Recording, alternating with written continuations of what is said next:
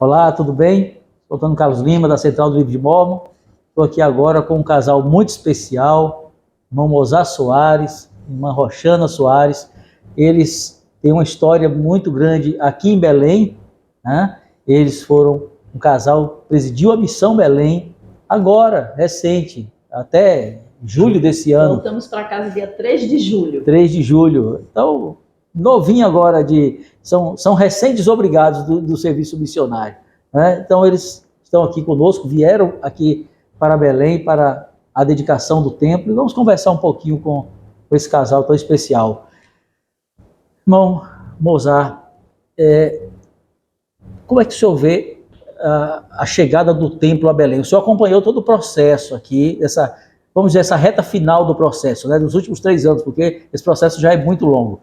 Mas essa reta final, o senhor acompanhou aqui, e qual é o seu sentimento ao ver o templo finalmente erguido e dedicado? Isso é um milagre, uma bênção que aconteceu aqui para esse povo maravilhoso aqui do norte do Brasil. Nós tivemos a oportunidade bem interessante, chegamos aqui dia 27 de junho de 2019. E aí nós fomos avisados que no dia, acho que 17 de agosto, iria ter a abertura de terra.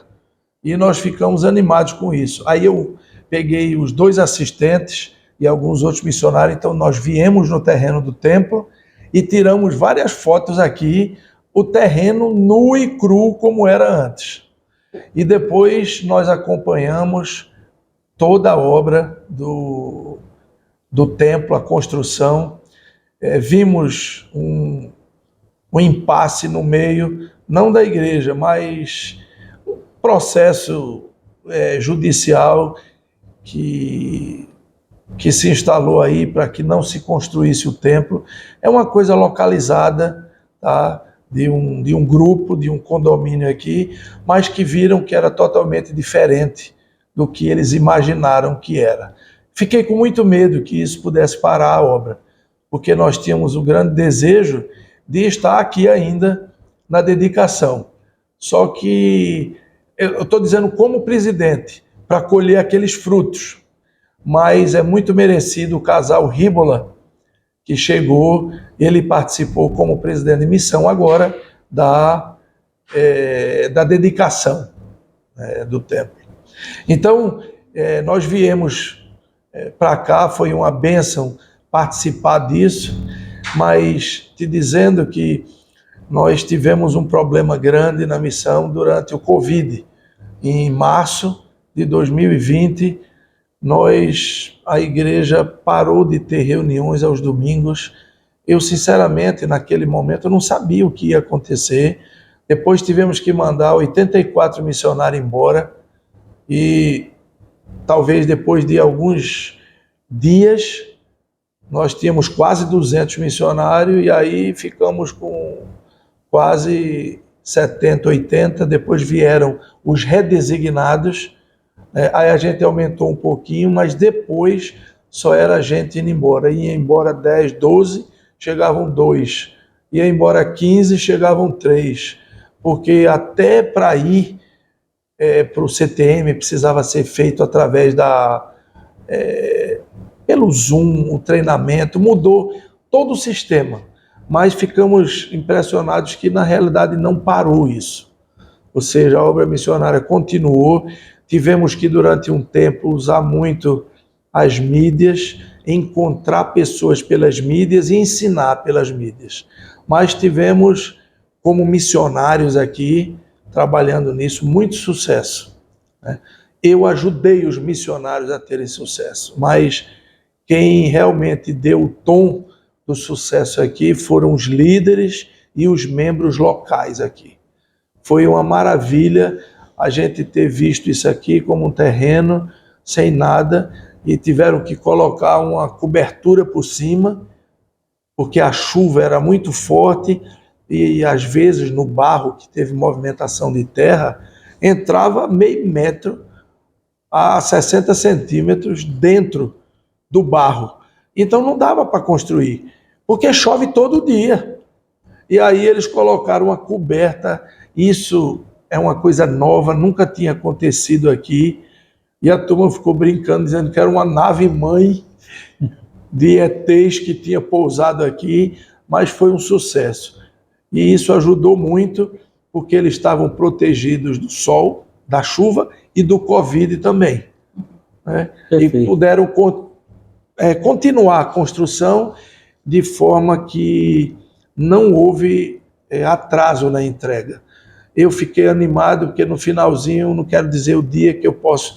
No finalzinho de janeiro, a obra estava, foi me dito, totalmente pronta e com a BITSE. Precisou, então, esperar a primeira presidência agendar a data específica da visitação pública e da dedicação. Mas foi maravilhoso estar aqui com ela nesse evento. Encontrar você também.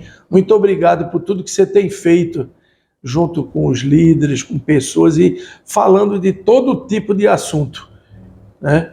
Parabéns pelo seu canal e por tudo que você tem feito pela igreja e para nos instruir mais acerca de pessoas, vamos dizer, importantes do Brasil inteiro e de fora do Brasil, que vocês têm entrevistado.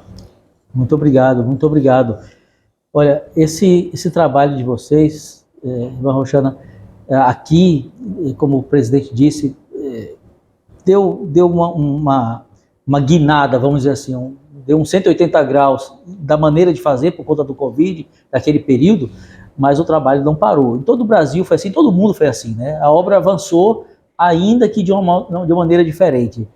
E qual é a maior lembrança que a senhora guarda desse período do trabalho missionário? Justamente por causa dessa época, né, do Covid, de tudo que aconteceu, nós aprendemos muito com a liderança e nós aprendemos muito com a ajuda do Senhor. Então, o Senhor, ele esteve à frente dessa obra. Ele nos designou somente para fazer aquilo que ele desejava que acontecesse para nossos missionários e para esse bom povo do Pará e do Amapá que nós amamos.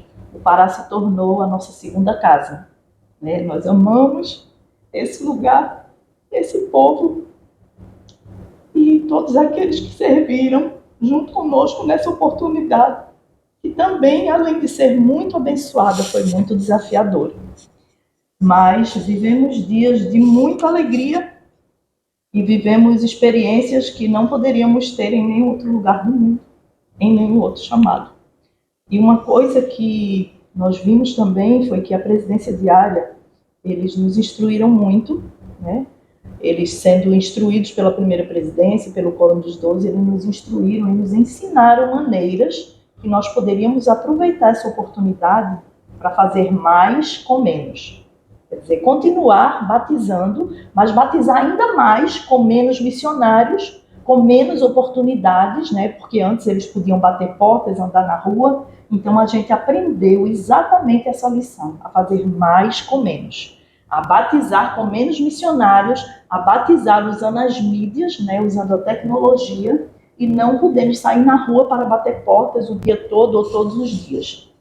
E isso nos trouxe um aprendizado muito grande e uma oportunidade também de ir até nossos missionários. Eles não podiam ir nas ruas, mas nós podíamos ir até eles. E isso nos deu a oportunidade de visitar cada casa deles nessa grande área que é a Missão Brasil Belém. Então, cuidamos muito deles, do seu bem-estar físico e emocional. E isso deu grandes frutos, né? Frutos de amor recíproco deles para conosco e de nós para com eles, porque tudo, irmão Antônio, tudo que existia numa lista que as missões têm para que tivesse na casa de um missionário, na Missão Brasil Belém, eles tiveram cada item daquele, porque cuidando disso, nós podemos ajudar eles emocionalmente, espiritualmente, porque uma casa de ordem funciona bem. Mas uma casa em desordem ou com falta, eles não tinham os seus pais junto deles, não tinham o aconchego do seu lar, estavam vivendo uma pandemia longe de casa, muitos redesignados, né? Porque alguns foram designados para o Peru, para a Argentina e redesignado vai para Belém. Então, tudo isso causaria para eles um certo trauma, né? Mas a gente conseguiu ajudá-los de uma maneira assim inexplicável, mas com muita ajuda e muita inspiração do céu. E isso me deu assim uma satisfação e um aprendizado de que somos juntos, né? Somos capazes de enfrentar grandes desafios com a ajuda do Senhor, para abençoar seus filhos, tanto a nossa própria família, como aqueles que Ele nos designa em nossos chamados. Então, esse foi o grande aprendizado que nós tivemos desse tempo feliz, abençoado, desafiador e inesquecível da nossa vida, muito sagrado. Muito bom. Ela falou em uma casa organizada, imediatamente me veio à mente uma experiência que eu tive na minha primeira semana no campo missionário. Encontrei aqui, tive o privilégio de encontrar aqui hoje o meu presidente de missão, o presidente Paulo Renato Grau, meu primeiro presidente de missão, e dar um abraço. Eu não o via há 27 anos, pessoalmente. Eu servi missão com ele há mais de 30 anos, mas eu já tinha visto ele depois, mas já fazia 27 anos que eu não tinha visto. Tive a oportunidade de vê-lo hoje aqui, e foi uma emoção muito grande. E saber que nós dois somos fiéis à igreja. Essa é depois de tantos anos, né? depois de quase 3 décadas sem nos vermos, né? No livro de Mormon nós temos experiências assim, né? Exatamente o sentimento. Nos encontramos depois. 17, perfeito. Nos encontramos depois e estávamos lá todos fiéis. Isso é importante, né? Esse é o sentimento, né? E aí eu estava na primeira semana na missão, eu lembro do primeiro dia, na verdade, quando eu entrei na primeira casa, era uma casa grande, 12 missionários moravam ali. E tinha uma mesa gigante. Eu fazer um parênteses para contar essa experiência aqui, porque vai embasar a próxima pergunta. Uma mesa grande, assim, com 12 lugares. Só que a mesa, você quase não via o tampo da mesa, de tanta coisa que tinha em cima. Os missionários iam guardando tudo em cima da mesa. E eu olhei assim, meu primeiro dia, eu disse, eita, e agora? E tudo bem, saí com meu companheiro. Andando na rua, vi uma loja de material esportivo. Eu disse, a gente pode entrar aqui? Eu quero ver uma coisa. O que você quer ver aí? Aí entrei e perguntei se tinha bolinha de ping-pong. Porque na casa eu tinha visto uma redinha e 2 raquetes, mas não tinha bola. Aí eu peguei e comprei uma bolinha de ping-pong. Quando eu cheguei em casa à noite, eu só soltei a bolinha no chão. Ela pingou, ping, ping, ping, todo mundo olhou, a mesa estava limpa em 2 minutos. Porque todo mundo queria jogar uma partida de ping-pong antes de dormir. Eu disse, olha, tá vendo a solução simples para limpar a mesa, como foi? E eu quero usar essa experiência para embasar essa pergunta. Como é cuidar de missionários hoje? Tem muitas pessoas que falam, a missão hoje não é como era antigamente. Não é para ser mesmo, né? Porque se fosse do mesmo jeito, estávamos fazendo missão a cavalo, igual na época de Samuel Smith. As coisas evoluem. Como é cuidar de missionários de tempo integral hoje em dia? Tá, eu vou fazer um resumo e depois eu vou pedir para ela dizer uma coisa que numa entrevista, numa reunião que ela teve com o pessoal de problemas emocionais e mentais que cuidam de todos os missionários do Brasil, tanto americanos, de todas as nacionalidades, mas tem psicólogos específicos que falam inglês fluente como um nativo, e tem brasileiros também, e também que falam espanhol. Então, eu queria dizer só, deixa eu te dar só um exemplo. Os missionários começaram a me ligar, porque a missão aqui em Belém tem muitas áreas muito fortes, longe aqui do centro. Por exemplo, eu tenho unidades aqui que a gente anda 1h20 de avião a jato e depois anda de navio 12 horas e 30 minutos pelo rio Amazonas para chegar na cidade de Oriximiná, uma cidade que tem por volta de 90 mil habitantes. Eu vou falar de uma cidade antes, a cidade de Óbidos. Desce em Santarém 1h20 de avião e pega 8 horas de navio, tá? E chega em Óbidos. A frequência lá, eu não sei se já dividiu a ala, porque eles pediram já para dividir, mas era sempre mais de 200. Chegava a ter 250. Eu fui lá e eu fiquei impressionado que não tinha local para botar cadeira para todo mundo. E no final botaram a cadeira para frente e ficava uma fila de pessoas em pé para participar da reunião sacramental. Depois prepararam outras salas onde puderam botar um sistemazinho de TV para eles assistirem. Ou seja, é uma ala muito grande, com tudo que é necessário. A ala de Óbidos, vamos dizer da estaca, que eu sei os números, tem 34, 35 missionários no campo. Ou seja, uma estaca no meio do rio Amazonas, no centro do Pará, tem 34, 35 missionários servindo em diversas missões do mundo, dos Estados Unidos, do Japão e aqui do Brasil, de vários outros países. Então, é uma estaca forte. O que você entrevistou, o Helder Lira, ele é um 70 de área hoje, é um homem maravilhoso, foi presidente de estaca na época que eu e ela visitamos, quando eu servi como 70 de área, tivemos o privilégio de estar com ele lá. E viajávamos de navio, porque não dava condição de os membros virem, porque a passagem no navio custa, na época lá que eu estava aqui, em torno de R$70, R$80, e para você, de só um trecho. E aí, se você vier com 4 filhos, já imaginou o custo e talvez algum lugar para poder dormir lá, né?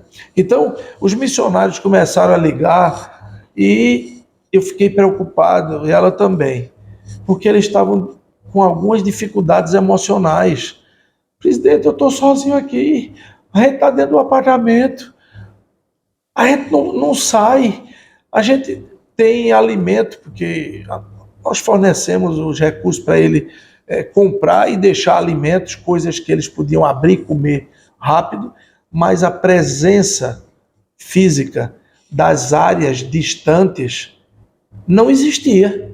Os outros nós marcamos conferências e fomos, mas, por exemplo, o que fazer com os missionários de Altamira, que fica a 700 quilômetros de qualquer outra área que tenha a igreja, ou um membro?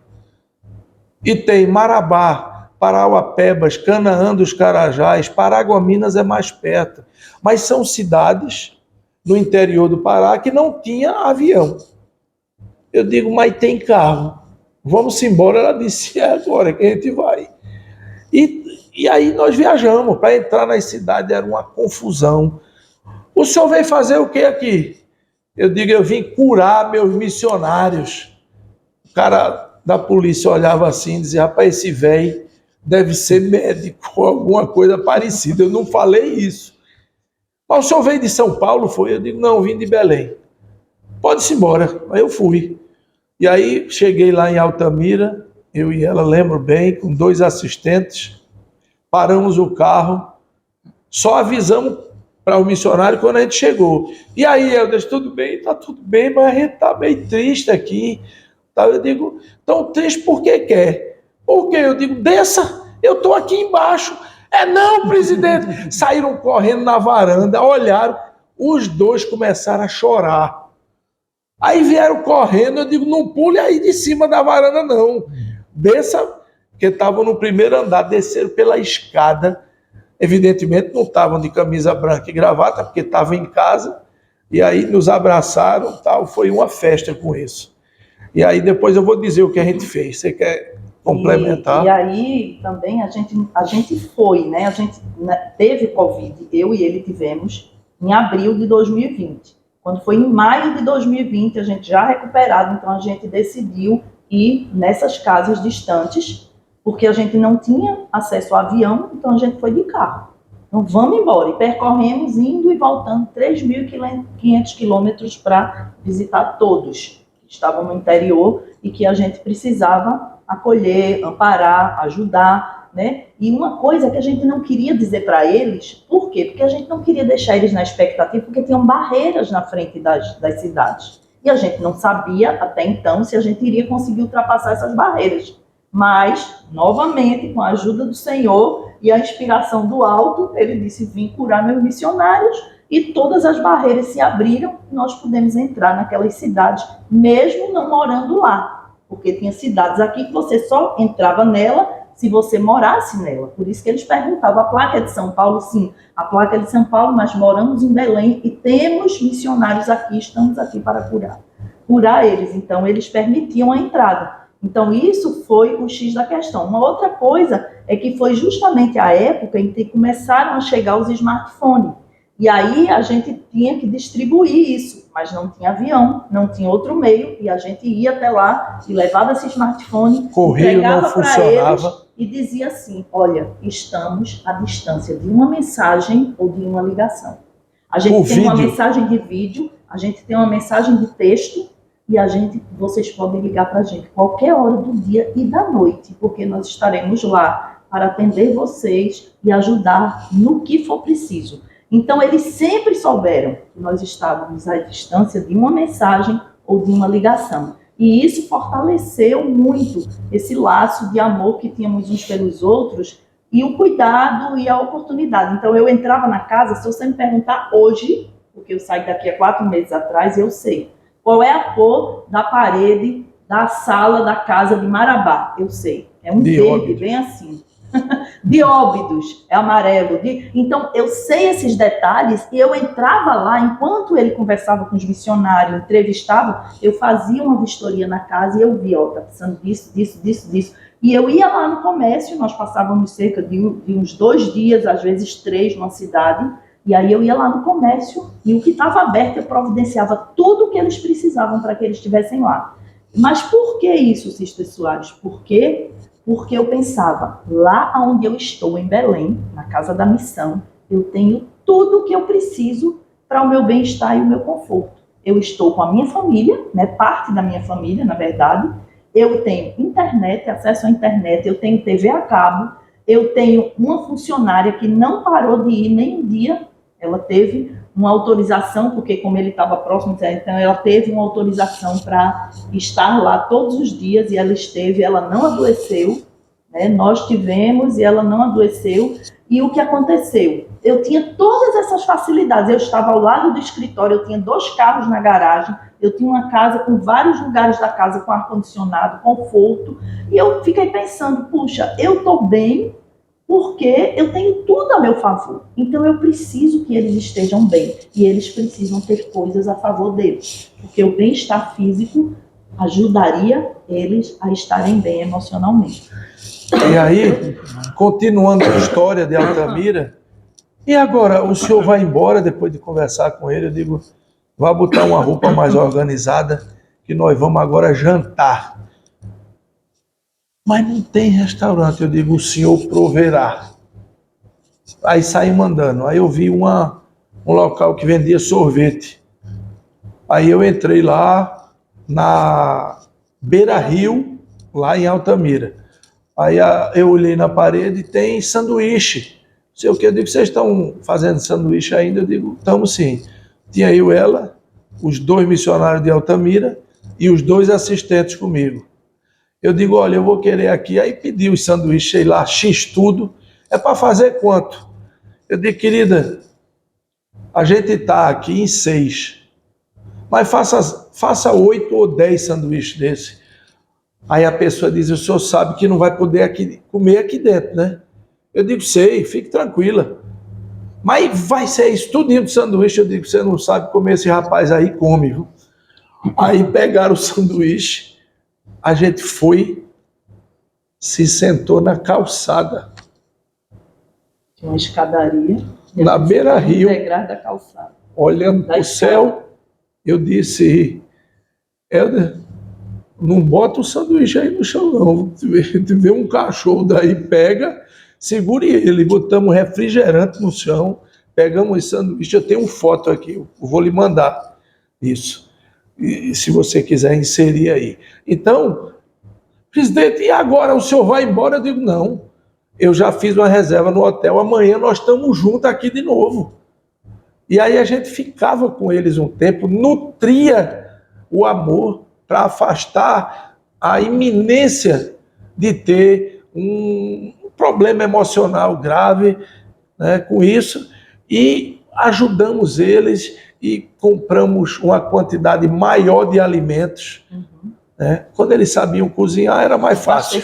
Toda a Mas casa, quando não era, você leva atum, leva sucrilho, leva aveia, leva leite, tudo que eles podem fazer a comida rápida e ter alimento com isso. Aí saímos de lá, íamos para outra cidade e ficamos com missionários e ajudamos eles. Com isso, o amor foi nutrido muito grande para esses missionários. Eles sabiam exatamente que tinha alguém que saiu da sua casa com ar-condicionado, com tudo, pegou um carro para rodar quase 3.500 quilômetros, né, para poder estar do lado deles e ajudar.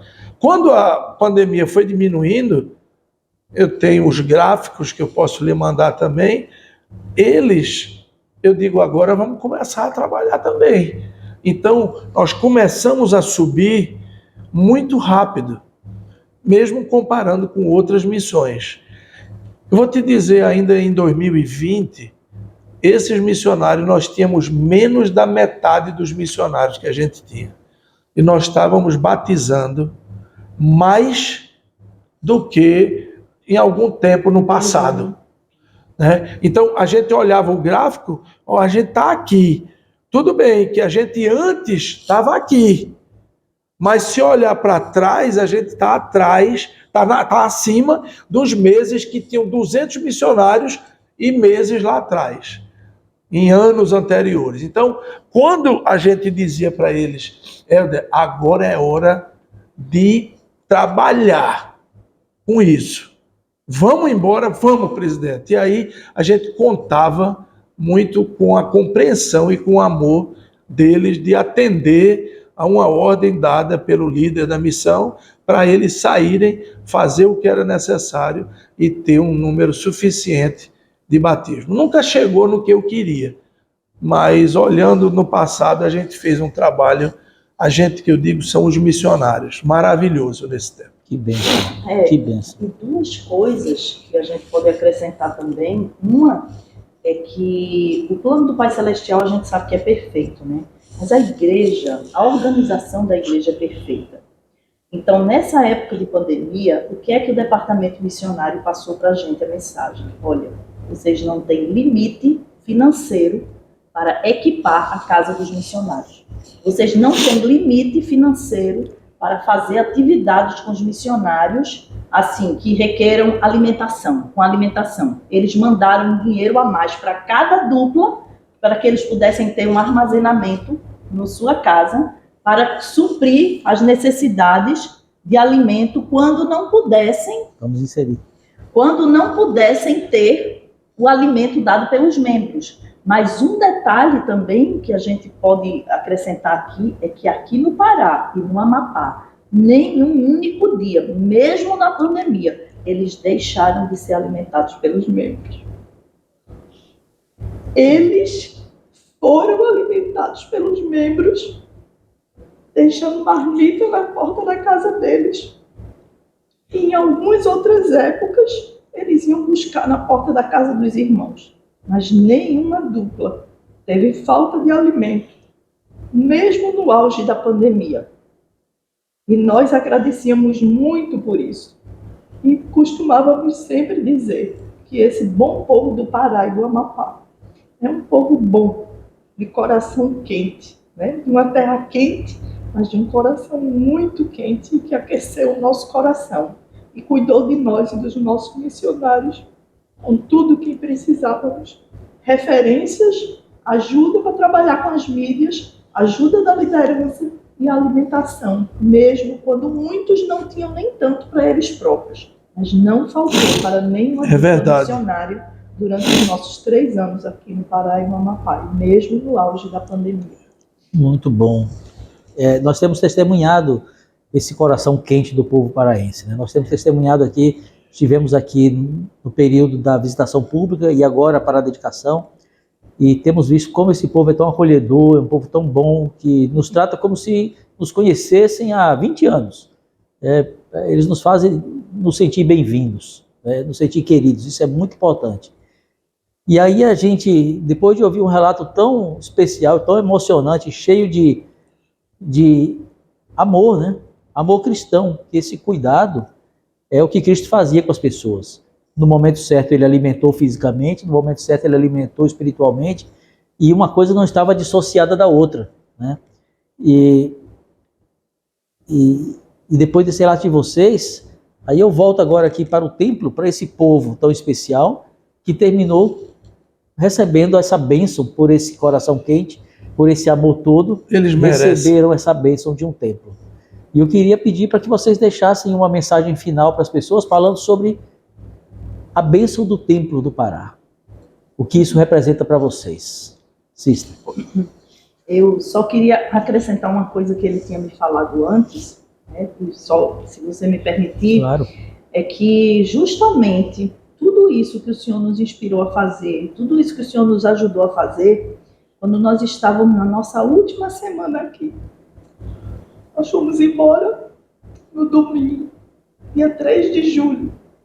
Na quarta-feira anterior, a irmã Júlia Kovacs, que é uma irmã responsável pelo departamento Sister Kovacs, que ela e o marido dela são responsáveis pelo departamento de saúde emocional, né, que cuida das missões.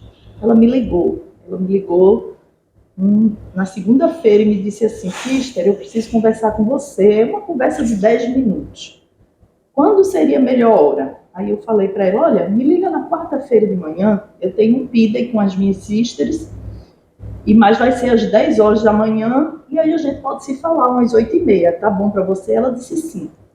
E aí ela me ligou e ela me disse: Sister, eu tô lhe ligando e eu queria que você botasse no Viva Voz, porque eu queria que o presidente Soares ouvisse também. E ela disse assim: eu estou ligando para agradecer a vocês tudo que vocês fizeram aí na Missão Brasil Belém. Sabe por quê, Sister Soares? Porque nós não tivemos trabalho para os psicólogos da área com os seus missionários. Nós tivemos alguns poucos casos no ano passado, em 2021, mas conto nos dedos. Nós, inclusive, remanejamos a irmã Marlene, que era a psicóloga, uma psicóloga excelente, que trabalhava, foi designada para a nossa missão, mas ela não tinha trabalho. Então, nós remanejamos ela para outras missões que estavam com maiores necessidades. E aí, ela disse: eu queria saber uma outra coisa. O que vocês têm feito aí na Missão Brasil Belém? Aí eu fiquei assim: mas como assim? E ela disse: o que vocês têm feito? Porque, olha, Sister Soares, nós não temos esse trabalho, nós tiramos a psicóloga, botamos uma novata que entrou no grupo, porque se houver alguma necessidade, tem alguém à disposição. Mas eu quero dizer para você, Sister Soares, que hoje, no dia de hoje, eu tenho uma única missão que está onde 45 missionários estão sendo atendidos ao mesmo tempo pela área de saúde emocional. E vocês não têm ninguém. Por favor, me fale o que vocês fazem. E aí eu comecei a falar para ela tudo aquilo que eu já contei aqui para vocês, né? E falar de outras coisas do nosso relacionamento, de que o presidente, quando receber o smartphone, né? Então ele aproveitou a tecnologia, o WhatsApp, ele fez uma linha de transmissão. Então, quando dava 6h30 da manhã, ele estava passando mensagem, que era a hora dos missionários acordarem, né? Ele estava passando mensagem para toda a missão naquela linha de transmissão. E ele passava vídeos, e ele passava citações, e ele passava escrituras, e ele passava várias coisas para fortalecer eles. Desde a pandemia até o último dia que nós estivemos na missão. E isso nos ligava muito a eles, né? Nos deixava muito a par. Eles tinham um relacionamento assim, de muita confiança e de muita amizade. Eles não tinham, eles falavam. Eu realmente me surpreendi, porque eu vi o meu marido aumentar em 100% a paciência que ele poderia ter com a juventude. Uma coisa que eu aprendi trabalhando na missão, né, como líderes de missão, é que missão é difícil, e é para ser. Sabe por quê? Porque se não fosse difícil, não seria missão. Seria férias, diversão, passeio, e não é. para ser difícil. O próprio Jesus Cristo veio aqui e nos deu exemplo, e ele passou as maiores dificuldades da vida dele nos seus 3 últimos anos de missão. Então, por que nós estaríamos aqui para fazer uma missão e não teríamos de passar pelas dificuldades? Mas o que a gente podia amenizar para o bem-estar, para abençoar, nós fazíamos, mas é para ser difícil, e é difícil. Você fez, você sabe, ele fez, ele sabe, e nós fizemos. Então, eu comecei a relatar para ela várias coisas. E nisso, os 10 minutos passaram a 1h30 que nós ficamos nessa conversa. Mas foi algo tão bom, tão gostoso de relatar, tão gostoso de compartilhar, e nós aprendemos juntas nessa experiência. E eu nunca esqueci desse dia, e dessa oportunidade, de que o Senhor nos usou para abençoar a nossa vida, a vida da nossa família e a vida dos nossos missionários, a quem estaremos ligados para sempre por causa dessa obra. Então, sobre o templo, o que eu posso dizer é que esse povo é muito dedicado. Tem líderes e pessoas simples, mas na sua simplicidade, eles fazem tanto uns pelos outros. Eles têm um amor ao próximo, um coração quente, uma atenção. Eles têm sede de aprender, e quando eles aprendem, eles colocam em prática. E isso é gostoso de ver. Eles são calorosos, eles nos ajudaram, e eles merecem esse templo. E eles vão fazer essa casa funcionar, sempre, todos os dias, porque eles têm esse desejo, e eles têm essa vontade, além da vontade, eles têm a ação de ir e fazer. Aprender, serem ensinados e colocar em prática. E eu sei que o templo é a casa do Senhor, e que abençoa a nossa vida. E agora está aqui para abençoar a vida desse nosso bom povo, do Pará, do Amapá e até do Maranhão. Muito obrigado. Foi um tempo maravilhoso aqui. Isso é só uma fotozinha no meio da Transamazônica. Manda essas fotos que a gente coloca no vídeo. Já mandei. Ótimo. Tá? Eu queria só dizer que foi uma maravilha, foi um aprendizado. Eu, como nos outros chamados da igreja, como presidente de estaca, eu sempre servi ao lado dela. No caso, eu tinha um chamado e ela tinha outro. Mas nesse, nós servimos juntos, um do lado do outro, fazendo a mesma coisa. Existiu uma viagem em 3 anos que ela não foi, que eu fui fazer uma restauração de bênçãos numa cidade do interior, que a primeira presidência pediu para que fosse feito rápido. Fui de avião e voltei para poder fazer. Mas aí era uma outra reunião. Mas dentro da missão, ela, em todas as reuniões, estava comigo. Então eu vi o grande potencial e desejo que ela tinha de fazer, e de fazer muito bem feito. Várias vezes, quando eu entrevistava os missionários, eu pedia instrução divina do que fazer. Para quê? Todo mundo acha que uma missão, o principal é você batizar. E não é. Na realidade, a missão existe para isso. Mas você precisa converter os missionários em 2 anos. Isso é o importante. Eles convertidos, eles vão fazer o que puder para o reino de Deus crescer. Para cumprir o seu propósito. Então, várias vezes eu decidia uma coisa que era a decisão do presidente. Ela dizia, mas você tem certeza disso? Porque às vezes a gente ficava, o homem natural fica impaciente com alguma coisa. Eu não fui o paizão, eu não abençoei e aceitei tudo, não. Vários missionários que não se enquadravam voltavam para casa. Aconteceram isso, foram poucos.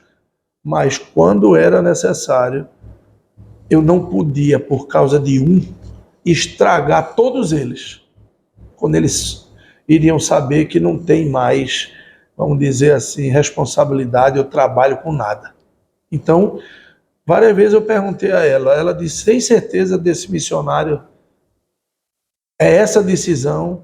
Digo, deixa eu te fazer uma pergunta. Nós estamos com um filho na idade de sair para a missão. E eu perguntei, e se fosse teu filho? Aí eu não tinha mais argumento. Ela saía e não dizia mais nada. Como você queria que o presidente de missão da sua filha, que já serviu, tivesse ajudado ela ou tratado ela numa dificuldade. Então, aí eu aprendi muito, sem orgulho, mas eu achava que eu sabia. Quando eu vim aqui, eu tive que aprender tudo de novo.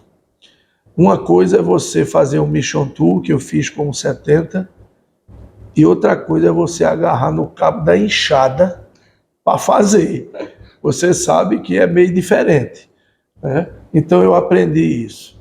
E a última coisa que eu aprendi, antes de dizer da minha gratidão disso, é que o Senhor qualifica aqueles que Ele chama. E eu senti, apesar de ter talvez algumas dificuldades como pessoa, mas eu senti a mão do Senhor mostrando como deveria ser feito. Por quê? Nem eu, nem ela, e nem poderia ter acontecido isso, mas ninguém me disse, ó, se tiver uma pandemia, precisa ter isso. Foi surpresa para todo mundo. Teve um determinado momento que eu digo, ó, estão mandando os missionários tudinho, prepara aí tuas trouxas, que por esse dia quem volta é a gente. Como é que a gente vai continuar? Se o cara botar o pé na rua, é capaz de apanhar de cacetete. Como é que a gente vai fazer? Eu não sabia o fim lá no início, mas o Pai Celestial sabia. O fim desde o início. Então, nós tínhamos a reunião final com eles, era uma reunião de um dia, quase um dia, né? E a gente via a mudança daqueles frágeis rapazes que chegavam, moças também, e quando eles voltavam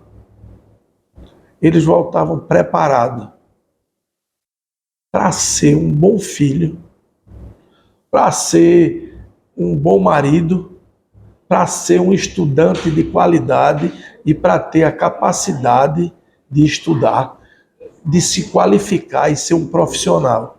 Vários pais nos ligaram agradecendo